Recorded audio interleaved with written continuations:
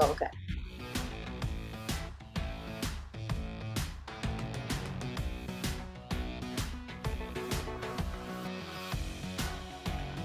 Oh, okay.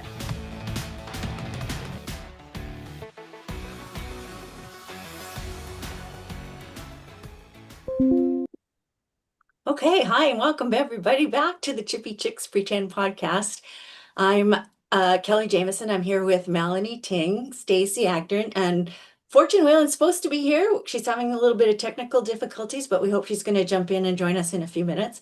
And Danica Flynn isn't joining us this time as she hasn't had a chance to watch Heated Rivalry yet. But we have a special guest, Victoria Denault, who also writes hockey romance and some MM hockey romance even. Um, so welcome, Victoria. Thank you for having me. We're all excited to talk about Heated Rivalry. In our last live stream, we kind of ran out of time talking about it because some of us had so much to say about it. So we're doing this special live stream tonight, and that's all we're going to talk about tonight is Heated Rivalry. So let's get into it. Remember, everybody like this video and follow us on YouTube. So let's start off with just kind of talking about what we think about Heated Rivalry and why we think it's been so popular. You want to start, Stacey? Okay. I absolutely love Heated Rivalry. I am usually not a really good, consistent mainstream television watcher. I am not an appointment television person in any way, shape, or form. I watch hockey, I watch Asian dramas, and some other smattering of things as well. A lot of cooking shows. I don't watch things on time in any way, shape, or form, but with Heated Rivalry, I saw every episode that was aired on schedule, not very long after the show dropped. I didn't repeat watch until the end of episode 5, and I repeat watched episode 6. We will not discuss how many times. I think that I think one of the reasons it's so I mean, there are multiple reasons why it's popular.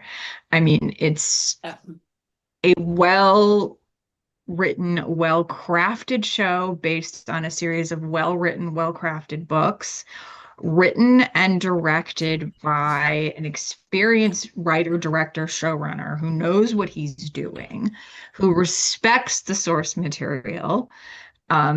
The acting is top notch in terms of bringing the material to life in the most perfect way. And it's just really, really well done. Victoria, how about you? Oh God.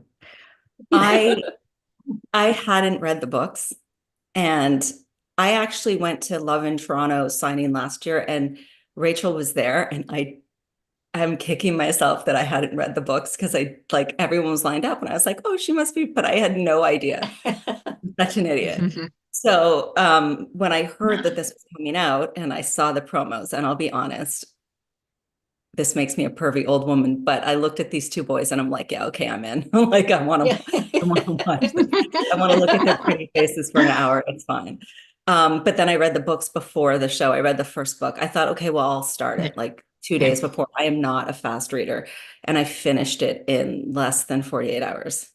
And now I'm like, I've got one book left in the series and I'm taking my time on purpose because I don't want it to end.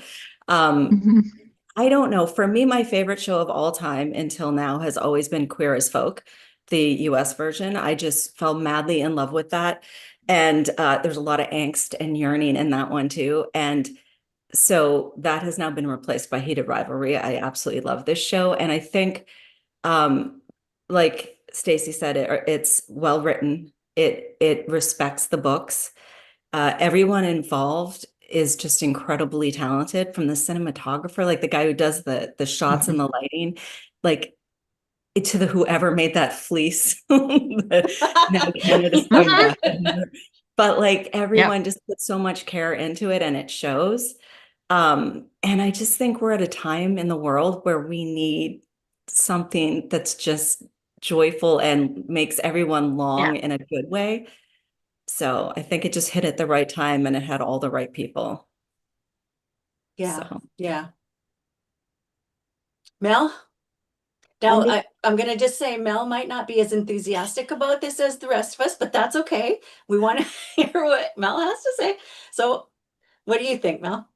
yeah, it's true because I did say to Kelly, should I even be on? Because I like enjoyed it. I liked it, but I didn't like love it the way everyone else loves it. But some things that I really appreciated about, I like the Canadian part of it. And of course, if you've got a half Japanese hero, I am here for that. But what I really thought was powerful was the way that Jacob Tierney had read the books first and then decided to do it. So it seemed to me Mhm. like it was a real project of love. He Yeah. liked the Yeah. books, he got the books, and he wanted to present the books exactly the way they. Ignore the music, sorry.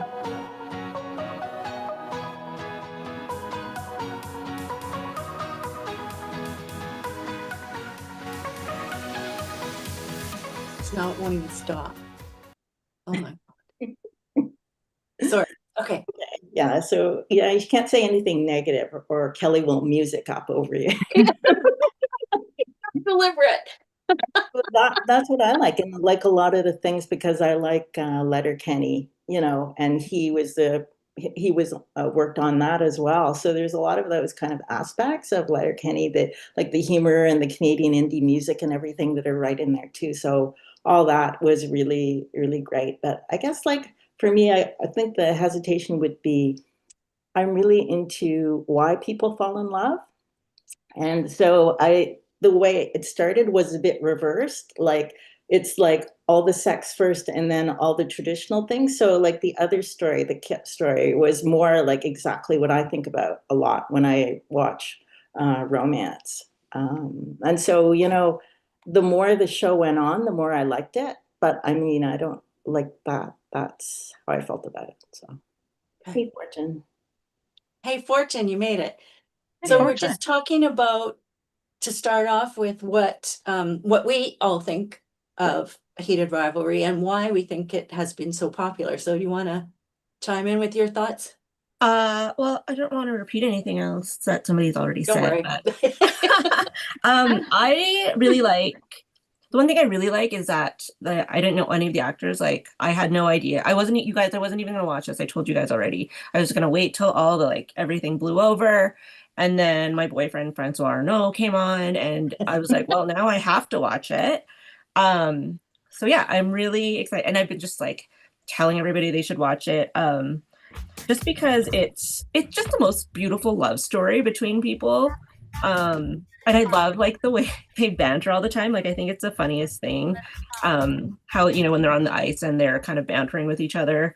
Because they're friends. It's like they're friends first. Like I honestly think it's more of a friends to lovers than it is an enemies to lovers.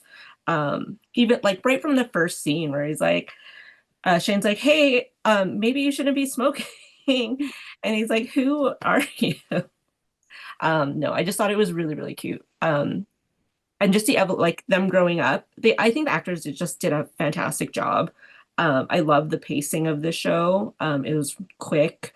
I've never read the book, so I don't know like how quickly that pacing was, but for me, it worked really, really well. Um, yeah, and I'm just like in love with them, like the two of them.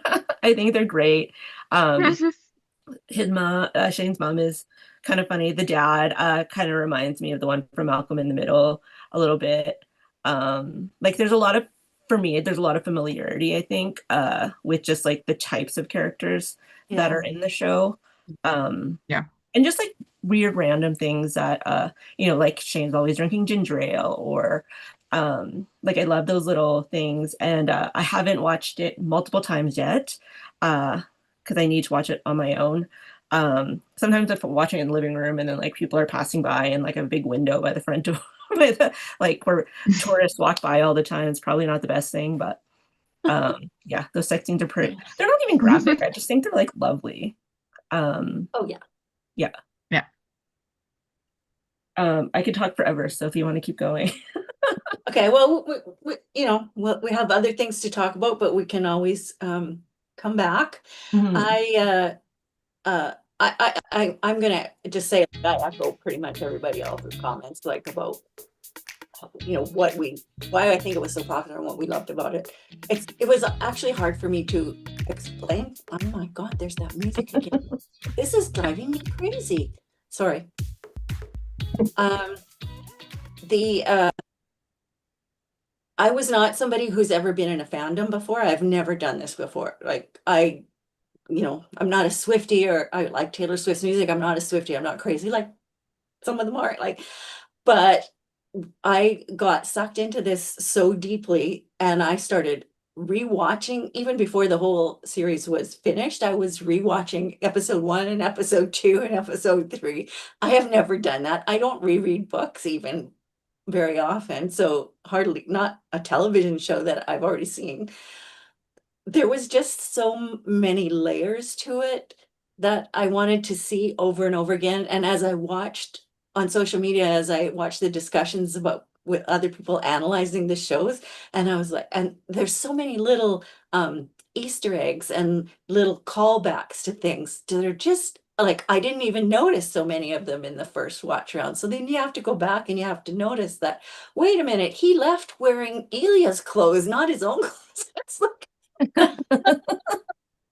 then there's so many things like that, like all the little ginger ale things, like he has the ginger ale when Kane comes over and makes the tuna melts, and you can't get ginger ale anywhere else, but he can get it at Elia's place. Oh, it's just so many little things like that. So, yeah, I have really been caught up in it and enjoyed it. And I think, again, like most of you have said, the reason that I think it's so popular is that it's just it's a romance. Like, I mean, I think it's really comes down to that. It's pretty simple. People, I hope, are seeing why romance is so popular. This is a true romance. Like I saw some people on social media saying, like, where's the plot? The romance is the plot. Like, and it gives you all those feels. It gives you all that excitement of falling in love, and the yearning and the angst and the fun of it, and sure, the hot stuff too. That's all part of it. And this gives you everything like that's in a romance, and the happy ending, which you can. There's one scene that I've rewatched so many times, the club scene at the end of episode 4. Like, it just hurts my heart. It hurts my heart. But because it's a romance, I know it's going to be okay. You know? That was just so powerful. And I could go on also, like the others have said, like the music has been amazing. I've watched this woman on Threads who is analyzing kind of the cinematography of it, and she's just like praising it with all of the things that they've done with the camera work and the sets and different, things that they do, which nobody who doesn't understand that stuff would even recognize. But I mean, apparently that's, well, the acting, again, I can't say enough good things about those two actors. Yeah. Holy moly. And I don't think I actually appreciated what good actors they were until I saw them interviewed, and I realized, like, Connor's story doesn't even look like Ilya. He doesn't even look like him. There's something he does to his face when he's acting that part that it just transforms him, which is amazing to me. When I watched the first episode, I thought, oh, that Russian is dubbed in. When I found out that that was actually him, I was just blown away. And he did that in a week. Like, Mhm. I also love like how they interact with each other on like when they're doing all of their media So, stuff. They like really seem like they really like each other, and that's like yeah. that's part yeah, of like the heat there. But I just want to mention so something I don't often get when I'm watching something like a romantic movie is that those like real butterflies, like when you're just so nervous to go meet somebody for the first time.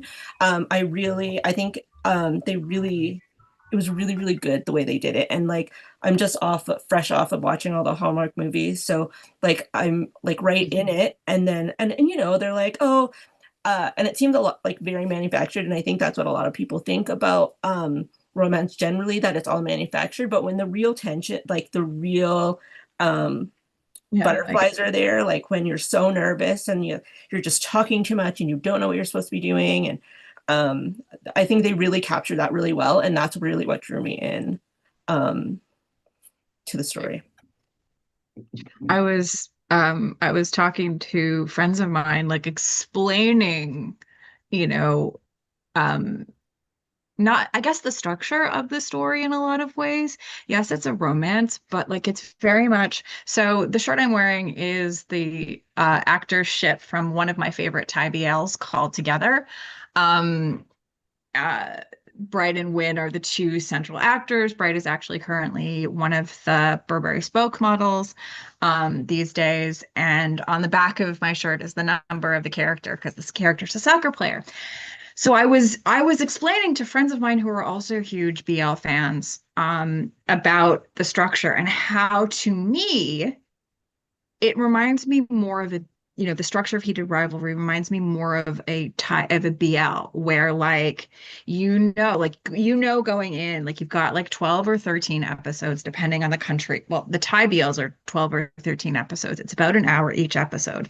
Um, you know, the curse of episode like, you know, episode 11 or a curse of episode 12 where that's where the crisis, the black moment takes place where like there are certain other tropes, the sickness and one is sick and one is taking care of the other trope, and you see that also in the show. You also see in a lot of Thai BLs you'll see a particular house structure that belongs to one or both of the central two main characters, and you also get the cottage in Heated Rivalry, but it also feels that different. Like it doesn't, it to me it that's the structure that it feels like to me, and how they broke it up and how they like broke up the book and sort of how the television sort of felt to me. I don't necessarily know, but that's kind of how I was explaining it, that it's not like any other American show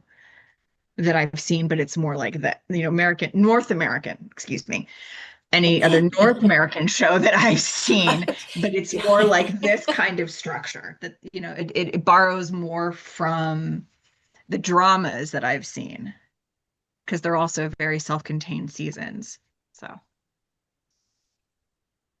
So let's talk about, so, I mean, let's talk about homophobia in the NHL.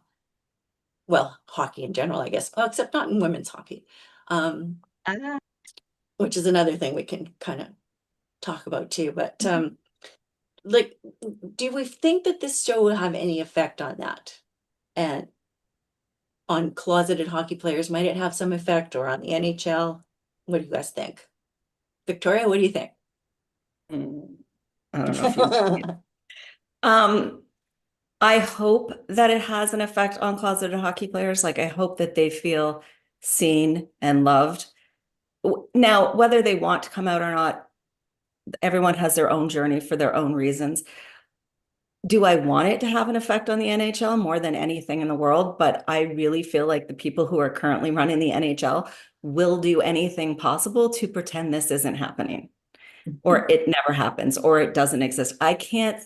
I love hockey. I've loved it since I was a child, and I literally hate the people running this league. Like my last book, the dedication is like to all the people who love hockey but can't stand the league and the politics. Like I'm writing what I wish the league was, not what it actually is. Yeah. If it gets to the point where you feel like you almost feel like bad writing hockey, like I feel like, who am I kidding? You know what I mean? Because I'm not writing what actually exists with this when they tried to ban Pride Tape and do all that crap. Yeah, I think they're trying so hard, and they're doing ads. They've done a few little things that kind of look Heated Rivalry-esque because they really want to pull from that, but they don't want to admit that it exists, or do you know what I mean? Like Yeah. it's so infuriating. Yeah. Can we just get rid of Gary Bettman, please? Can he just go somewhere? Isn't there like a church somewhere that needs a gargoyle? Can we just get rid of him? Uh, They'll just He's not replace. the only I would just problem. like him put him elsewhere. Like, Yeah. leave not the church and gargoyles, but like put him elsewhere, put him out to pasture, leave, send him elsewhere, send him, I don't know, to Florida where like, or something like that. Leave, leave the NHL alone. Like, Yeah. and we need a next generation of leaders there. Um, That's not going to happen unless they get a next generation of owners, because well, he's that's true. because the owners want him, and the rich old guys. That's not going to change anytime soon. Yeah. Yeah. Yeah, we've talked about that on this pretend podcast before, about how the kind of hockey that we write is kind of like aspirational compared to what it's like in the real world, that especially when it comes to not only the homophobia, but the sexual assault issues that have been happening. And yeah, it does sometimes make it hard to write hockey when this stuff is happening. And like you said, I too love hockey. I absolutely love hockey. I just wish it could be better. Yeah. Well, it's interesting because Rachel Reed's book was more realistic than some Mhm. hockey romances. Just have this Yeah. league where people are out and everything's okay, and it's very accepting. But she Yes. dealt with the whole tension, which is why Like how you sometimes get it's there. perfect for romance, because the reason they can't be together is built into the society around them. So Exactly. That's what makes the stakes so high in the story, right? For both of them. Yep. Partly the hockey, but also partly because Ilya's from Russia, where it's illegal to be gay. So Mhm. yeah, that makes the stakes high for sure. And there's only like the one guy, Luke Prokop, that has declared himself as gay, Yep. but he has never been in the NHL. I mean, I don't know Oh, anything about his stats or He's anything, still but I he's do still in wonder, the AHL at the moment. yeah. but has that affected his chances to come up to play NHL hockey? I don't know. What bothers me is we will never know. Like Yeah. they can act unless he's a Sidney Crosby and they can't deny it. In those situations, they'll bury. Mhm. I believe that they will bury people. Like I believe that's their Yeah. culture. I So agree. Yep. I agree, because they've done that to so many people, and I think it's like sometimes race-based or attitudinal. If they don't like your attitude, if you're a little bit different, then I don't know, Yeah. it seems to happen. These guys that are super talented and suddenly they kind of disappear. mhm. Yeah. Mhm. You mentioned racism. That's a whole other thing. Yep. Any thoughts on that, Fortune? Yeah, I always have lots of thoughts. I think I think because it's blown up so much, the league's gonna want to ignore it. Like everyone's gonna want to ignore it, but the questions are gonna start to be asked, like, why aren't there more gay hockey players that are out? You know what I mean? And then just the same questions that people have been asking since the 80s and the 90s is gonna keep coming out, in terms of like, why does hockey hate? Like, why is it so hyper masculine? And the thing is, it's only really it so it's interesting that they use Canada and what's it called? Canada and Russia, because they are traditionally like very hyper masculine. Like you don't get those kinds of players in like Finland or Norway. Do you know what I mean? Like, Mhm. so I think that was on purpose. But I think the conversation is going to be had because people are going to be asked, the right people are going to be asking. It's not just, reporters or somebody who thinks, somebody who he didn't make a team. So, he's just complaining or whatever. Like who Right. complains that they got assaulted? Yeah. Like, it's not a complaint, it's like, so I'm hoping that there is discourse. And like honestly, there is discourse. Like it's blowing up everywhere. Like, Yeah. like it's so huge. Like it's on hockey podcasts, and like it's literally everywhere. To the point where I told you guys this last time. Hopefully it's not happening to you guys because you guys are like much bigger in terms of hockey authors than I ever was. But they're like, "Oh, did you know your book could do this now?" I'm like, "Yes." Thank you. Thank you. Thank you, person who knows that I've written this book but have never read it. No, but I think it's like and like the whole scene with Scott when he's like, oh, I came out, but it was really well done in terms of like, everybody's family is here and I don't have anybody. And like Yeah. we probably like, are we going to be looking for those people now on the ice where like the guy that doesn't have his family, and the fact that he was the captain makes it even more makes it bigger, Yeah. you know what I mean? So I think it'll be interesting. And then I love that there's like the second generation of hockey now and third. So the Kachucks and watching TJ or Iginla's son playing World Juniors right now, because I think they will have a bigger, like their parents will have a bigger voice and things like that. So like who's gonna give Joe McGinley guff if his son decides to be like be out? He's not gay at all. I'm just using it as an example because it's a relevant example. But I think I think that's going to help, because it's not just the coaches and the teams, it's also the parents. And when you have famous hockey parents, I think this is great. Yeah. And I only bring this up because Sean is making us watch Friday Night Lights, where Tim McGraw is like the dad, and he's like, why aren't you a better football player? It's like, dude, nobody cares about this exhibition game. Like it's a practice, like he dropped the ball. It's sweaty out here, like get over it, so hopefully there's more of that. But do you think it's generational, like younger people will be more open-minded than previous generations? I think if they're having the conversations with their parents, right? And then their parents are like, I don't remember a time like it is now where everybody who plays in the league basically is their parents have also played in the league. Do you know what I mean? I think that's happening a lot more. Like it used to just be like Ken Griffey and Ken Griffey Jr. But now it's like Gillen's got 4 kids playing hockey at like high levels, so. Kevin Bieksa's kid is moving up too. Oh, is he? Oh, yeah. Fun fact. Fun fact, Kevin Bieksa was just in my town yesterday, and he was like the guest commentator for the Calgary Eels game on Friday night. I saw that. Nice. I was going to send that to you, that he was. Yeah. But yeah, I think that's a good point about younger generations, and maybe there will be generational change, that I think younger generations are a lot more open and accepting of it. Yeah. I'm not everybody, but maybe some of these hockey players that are playing now and have kids that grow up and start playing hockey, maybe it'll make a difference. I know I saw somebody comment, because this question's been asked too and talked about online, and I saw somebody say, if there's anybody that is, any gay players that are thinking of coming out, they're not going to do it now, because it would just be insane, the kind of attention that you would get. Yeah. So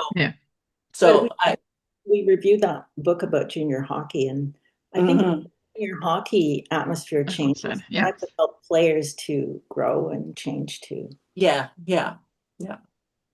I will say, like, watching the interviews with Connor and Hudson, what warms my soul is like how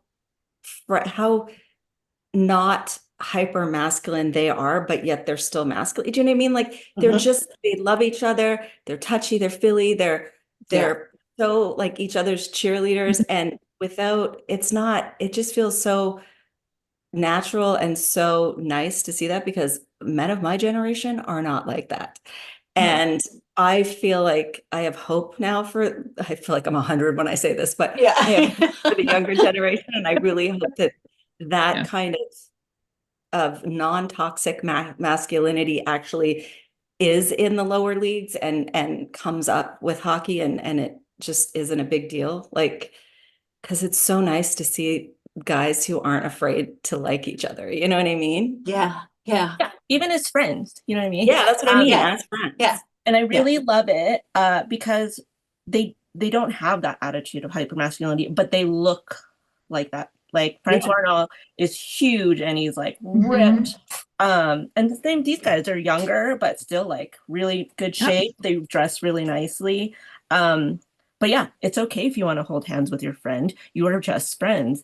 And if you think, I just never ever understood that attitude. It's like, oh, you can't stand too close to me. People think we're together. It's like, well, you are friends, so yeah, you are together. Like, sorry. Exactly. Yeah.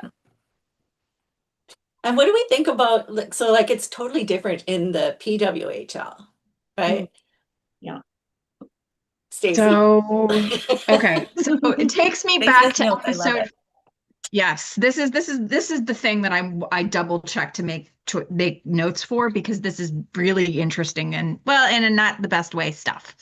So I think back to, so one of my favorite parts of, I think it was episode 4, was the inclusion of Harrison Brown. Oh Harrison yeah. Brown played for my beloved, dearly departed New York Riveters of the NWHL turned PHF. One of the reasons they became the PHF, after, I think, around 2016, was it followed the creation of their second gender, what is it, gender inclusion policy, which basically made it safe for trans women and pre-transition men like Harrison Brown, as well as someone like Jessica Platt and people who were also non-binary, to play in the PHF. There were explicit stated policies, and it made things a lot easier and a lot more understandable. In can you know in um On the opposite side, yes, you have a lot of couples dating, but you think about the treatment of Carly Jackson, who plays for either Seattle or Vancouver, who moved from Toronto to play for, as I said, either Seattle or Vancouver. It's Seattle. Carly Jackson, Seattle. Yeah, thank you. Seattle. Okay, so it is Seattle. Uncle CJ, as they call them, is non-binary. They've had top surgery recently, and basically they're being buried on the bench. So Oh. there's a lot of questions about which, and of course, on the opposite side of that, you see someone who like Britta Curl, when when Britta Curl was drafted by the Minnesota Frost, there was a whole major controversy because people genuinely believed, and that she should not have been drafted in the first place for a bunch of different reasons. And what ended up happening was that I think basically, like, there were a lot of players, the captain of the Minnesota Frost and a whole bunch of other people. There were people got fired from the Frost as they drafted Britta Curl. And they finally had, like, the assistant general manager come up to draft her, I think, because she was lesbian, basically, to kind of hide this disaster of a pick. And about, I would say, maybe three, again, sometime this year, they released an article, like, trying to, like, launder her image. The Athletic, I think Haley Salvian, who I love otherwise, kind of pulled a, like, oh, she's not that bad. I don't agree. So I read that article, and I think it's the opposite. That yeah, she okay. she stated the facts and stuff like, oh, the only reason I liked that tweet was because I wanted to go back and read it later. And she stated it in such a way that you couldn't help but think that she was just full of BS. But she Okay. didn't All right. put that in. That's what I think when I read that. Yeah. Okay. Okay. But generally speaking, so, which leads me to this fact, that the fan base is much more liberal and much more inclusive than the ownership is. And, like, to not have this gender inclusion policy, to not have all of this information. So it looks pretty, and I'm glad you've got tons of different couples that are playing on the same teams and finally reunited in a whole bunch of different situations. It's wonderful. It's fantastic. But then you have the lack of policy. You have Britta Curl. You have, like, all of these situations and some other situations, which basically, like, it's kind of like, so the PWHL is basically like the NHL, but different, a different kind of like prejudice, we'll say. Okay, so In yeah, terms, that's what I'm so hearing it's from so you is certain that yeah, we think it's completely different because there's lots of out players who are in relationships and married, but there's still some underlying yeah, issues in terms of yeah. But I think, I mean, if you look at if when I was at the game, I think you can't be anti-gay because you would alienate a lot of your fan base. Right? So I mean, I don't know if I completely agree with that. I mean, I do understand that the ownership is just one owner, right? But I don't Yep. know. It's the Dodgers owner. And yes, it's the Dodgers owner. It's the Dodgers ownership group, Baseball LA. So it's their ownership group that does this. Okay, well, back to Heated Rivalry. What do we think about this fandom that's developed? It's like massive. Victoria? I love it. I absolutely love it. Like, I will stay off parts of it. I don't do the TikTok or the Twitter. I will not go on Twitter. Yeah. And I hear that they're like much darker, crazier than the happy crazy that's on Threads and Instagram.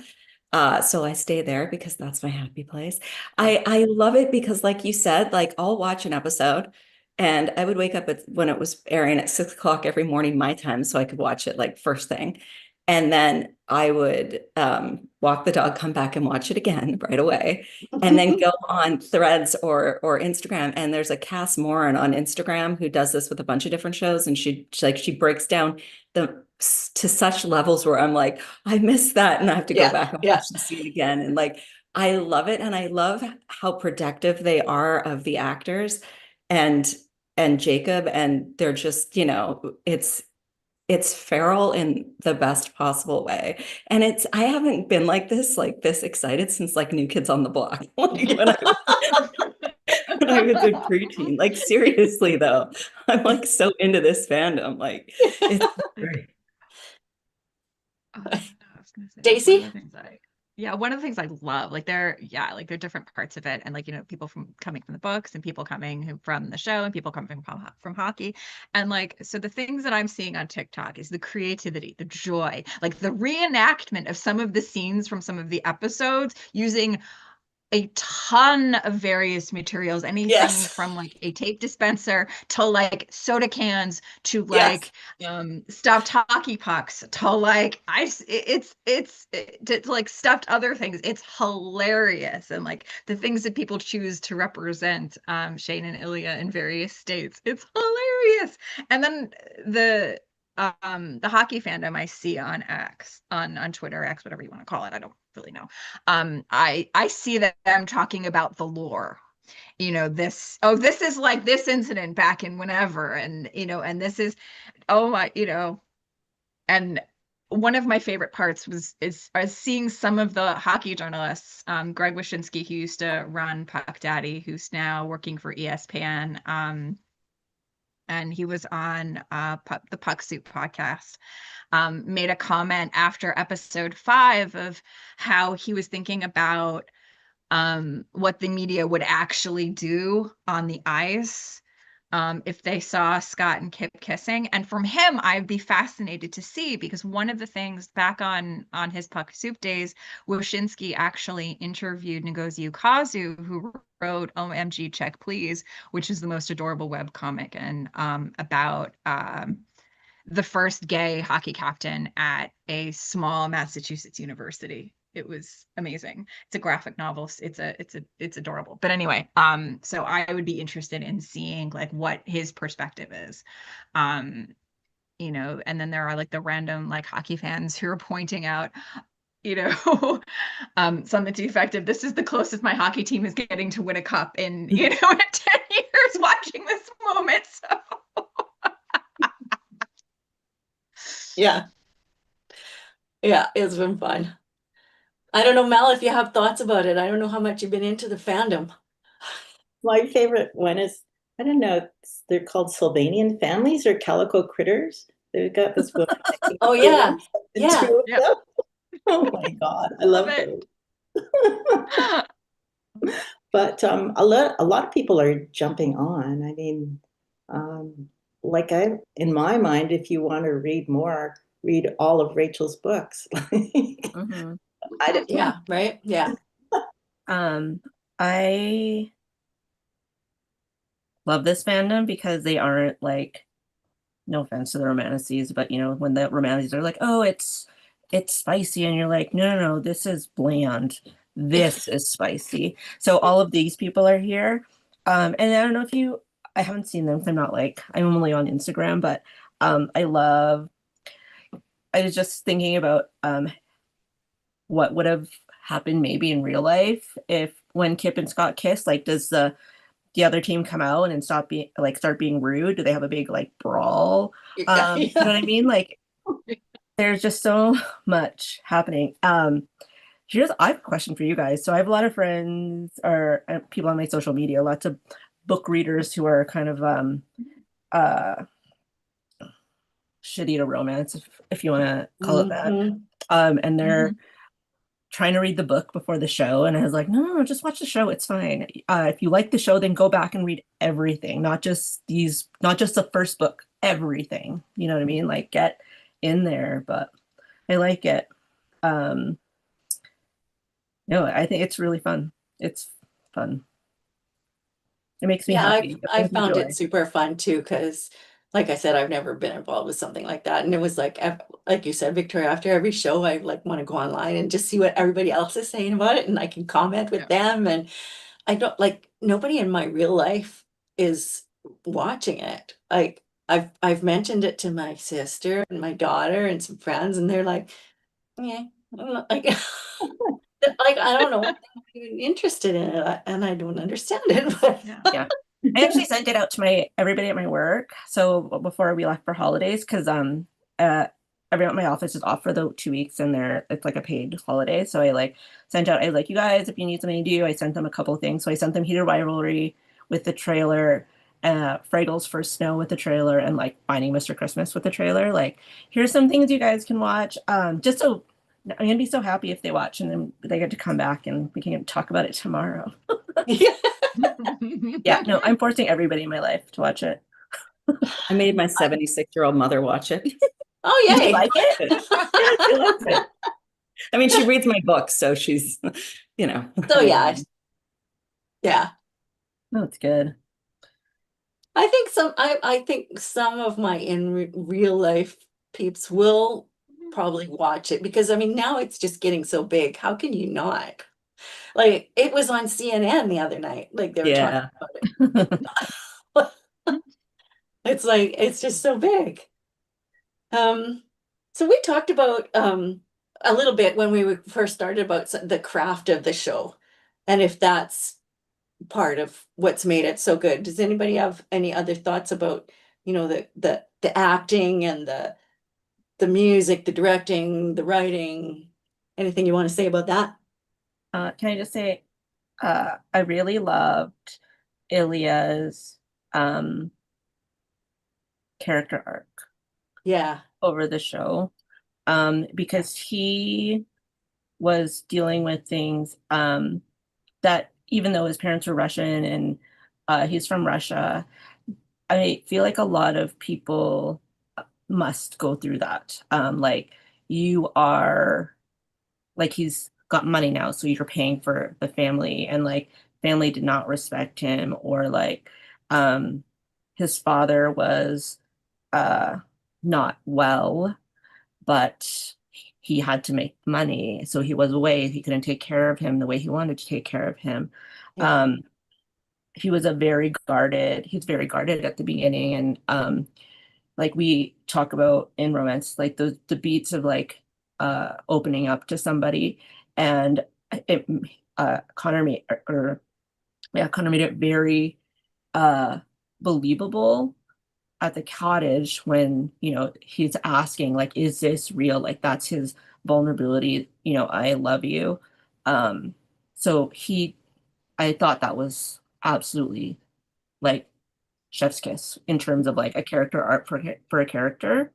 And yeah, he was Russian and he is not super gay, but because he likes both apparently on the show. But he um embodied all of the emotions, like, and everybody around him is really good. I I was like ready to not like Ilya, like from the smoke. But by the end, I like was just in love with him. Like just the way like Svetlana, yeah, I loved him so much. And all of his things were all very relatable to people. Like people can probably see themselves in him, whether it's like the family dynamic, whether it's like not having anybody to talk to, whether it's like being in love with someone that you're not supposed to be. Um, yeah.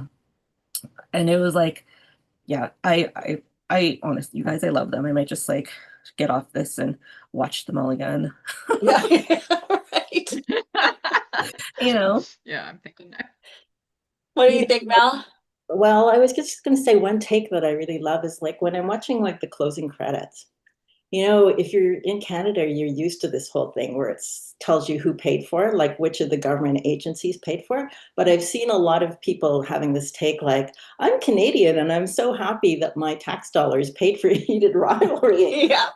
And then I also heard that there's this sort of thought that because in the United States right now in Hollywood, they are not being allowed to make certain kinds of things that aren't that the Trump government doesn't agree with. That so it's like almost Canada's this paradise where we can make like gay love stories and it's okay. And then people love them too. So I don't know if that's a response because you're feeling maybe restricted or that your needs aren't being met by the society around you. And Canada is this ideal place where these things happen. I mean, I love that take for just being Canadian.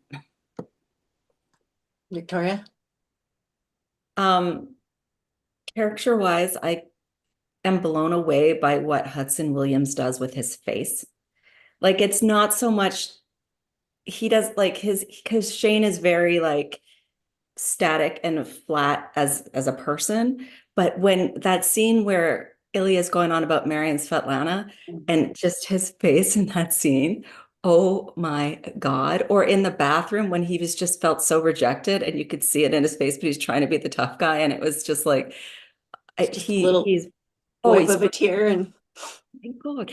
And when he says don't marry her and his voice gets all choked up, but nothing changes, like you don't like he doesn't, oh my God, he's brilliant. And I do love that. I feel like Rachel wrote really good women in this. Like yes, Svetlana is yes. great, Rose is great. Nobody is that quintessential little bratty whatever, like she kept them so like such allies, but I feel like Jacob even elevated that more.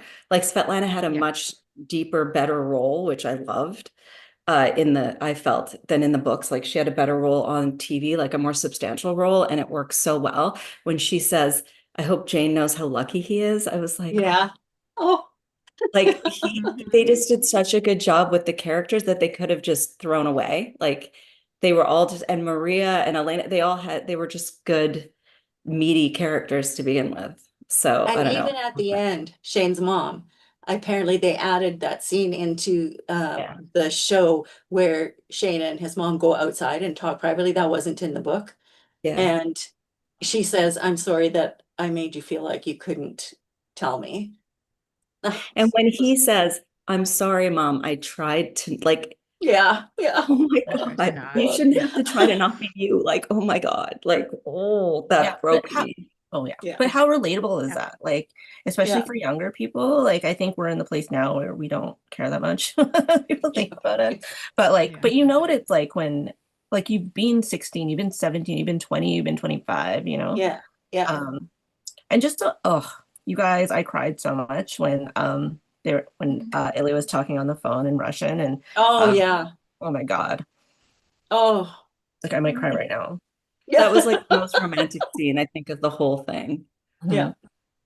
Like, and Shane didn't even know it, but it was. Yeah. The actual I love you sequence had me in a chokehold. Mhm. Yeah, that was good. like going from don't marry Svetlana to this is how we're going to do it to and like an act, you know, and Shane is explaining, and then Ilya is just like, holy, like this is what I want. This is what I want for the rest of my life. And somebody wants this with me. Yeah. Yeah. And then Somebody wants me he that says, much. I love you.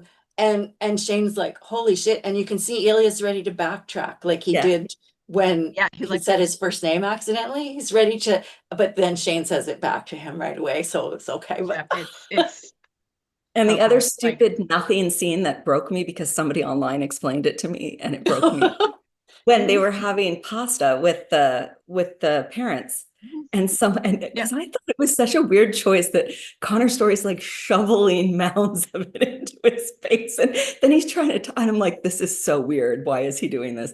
But then someone said it's like the first home cooked meal he's had since he was like 12 and I just died. Now I yeah. love that scene so much. It makes me Yeah. cry. yeah. Right. So many that whole layers last in that episode scene. was great. Like the Yep. whole, like when he was like, when Shane was like, "Are you gonna change his Boston shirt?" And he was like, "This is a problem." Yeah. Like they But, like, they they know don't who know I if they're am for at this Boston. point. and then it like escalated to like, "Oh, do you want to wait here in the car?" And he's like, "Come on." But Melly, Yeah. did you just watch the thing right like today? Yeah. So Yeah. Well, What- I mean, the thing that brings out the I love you is him saying the chair to be about his mom, like, because he Yeah. gets it in Yeah. that. So that, like, is how you sort of show how people get each other without, having to spell it out. It was beautiful. Yes. That was a big thing too. Yeah. Yeah. Yeah. I just watched an edit on, I think I saw it on Threads or maybe it was YouTube. It's a whole edit of all of Ilya's funny moments. Yeah. So it's Yeah. the whole thing is just him with his little dry jokes. I'm on the freaking game, the cover of the game when he says Yeah, that. exactly. Oh yeah, Can't do that was so math. funny. Mhm. But like the cover of the game thing, that's like a curse. If you're on the cover of Oh. it, but they never mentioned it. But I just Well- thought that was also very nuanced. Like oh my God, you guys, it's a brilliant show, like from top to bottom, from writing. Like, I will watch it again. For He's sure. about to join Ottawa, so that curse is going to happen. I feel like Shane would have been on the year before, though. I mean, I don't think it would just be Ilya. I think Shane would have been on the cover first. Yeah, probably. Is that the way it went with like Ovi and Sid? I I don't know. don't know. Have to look. I guess we'll have to look it Yeah, up. I don't know. Yeah, that's the other thing. People just saying, Yeah. "Hey, do you think it could be like Sid and Ovi?" Duh. Yeah. I mean, it started out Like- that way, but clearly it didn't end that way. But could you imagine Yeah. if there's anybody that could pull it off? I think they could in real life. Yeah. You know Oh, what? I think you're I right. totally. Yeah. I think they're Oh, just yeah. that secure in themselves. Yeah. Yeah. Yeah. So what do we think this show, what effect do we think this show might have on other romances being adopted into TV or movies or on the romance genre as a whole? What do you think, Stacey? I think so. I don't know, but what I will say is that one of the things that we've talked about is that this was a labor of love for Jacob Tierney. That he made the show because he loved the books. Yeah. And he respected the source material Yes. as he went on. Like, you have the part of the fandom that was there from the beginning of the books, and they were looking for certain things in the show from the books. And so, like, and he knew that, and he took it seriously, but he's Yeah. a brilliant, like, there are some adaptations that use the lines from like the famous lines from the books, but only because there were Right. conversations in advance. Not necessarily because the director respected the source material. Like, So does do that you make sense? think, There are differences. are you saying that other adaptations, they might do other adaptations more willingly now, but they might not be as faithful to the source material Well, or as respectful to long the as source here's the material. thing, yeah, I think the question is, does the screenwriter, director, like team respect the source material? Yeah. You know, if you find that, then you have a chance of getting something as good as this. Yeah. Like And I think that's the difference, really what. Hmm? but to what you're saying, like I think he sought her out after he Yes. read them. So hopefully it goes that way as opposed to Mhm. here are my hockey books, sell them. You know what I mean? Like I Yeah. think the way it went was the Yeah. right way. And I think that's not, I think it's common for like a producer to reach out after they read a book. But I think just the source material and the way like I'm hoping this is not like lightning in a bottle. Yeah. You know what I mean? Yeah. Mhm. What are your thoughts, Victoria? I worry that Hollywood's going to ruin this. Like, they're so quick on let's grab onto a trend and beat it into the ground. And I'm worried that they will do that. Like, Mhm. they'll take the books, but whatever they can get and just pump them out without the care and the Mhm. attention to detail. There's Yeah. been so many books in my life that I've loved, and then the movies have just sucked. Not all of them, but Mhm. there's been a lot. Yeah. And so Yeah. that's why I was Yeah. nervous about this. And yeah, so I really hope that if it is done, they're not going to learn anything. Like, that's what kills me. This came from the small budget with the unknown actors. It's like the F1 movie. Well, we need Brad Pitt. Yeah, because a 62-year-old F1 driver is so realistic. Oh, but he's got a name. Like, you know what I mean? Like, give me a break. I And don't care if wasn't they have a name. and Like, but and Hollywood wasn't that the one where they cares took about the that. romance out and putting it on the cutting room floor? Like there was a romance in that movie that ended up on the cutting room floor or something Oh, like that. sure. Yeah. Well, the other thing is, this is unsubstantiated, but I read somewhere on Threads that in some interview, and they've done so many interviews now that I can't keep track, and Yeah. sadly I haven't seen them all. But Jacob apparently did some interview, someone said, where he pitched this to get funding Mhm. from the Mhm. States, and they were Oh, like, yeah. okay, but make Ilya and Shane the side characters and like get a MF romance in the front. No, like no. So Mm-mm. yeah, I don't know. I worry that they'll try to emulate it and they'll ruin it. Yeah. So Yeah. What do you think about that, Melanie? Oh, I agree. I mean, I think it's like the perfect storm. He reads the books and he loves them. Yeah. He has experience in television production. He has connections to a network. I mean, how is that ever going to happen all again? I don't know. And plus he's Yeah. gay himself. Exactly. yeah, So he has, a sensitivity to that and to making that Yeah. Because a real part of it it. has a big fandom, but it's a niche fandom. I mean, the majority of people would not have heard of the books before. Yes. But Yeah. he creates that, and yeah. So Yay for Rachel. Her backlist is probably getting eaten up right now. Yeah. So no I doubt.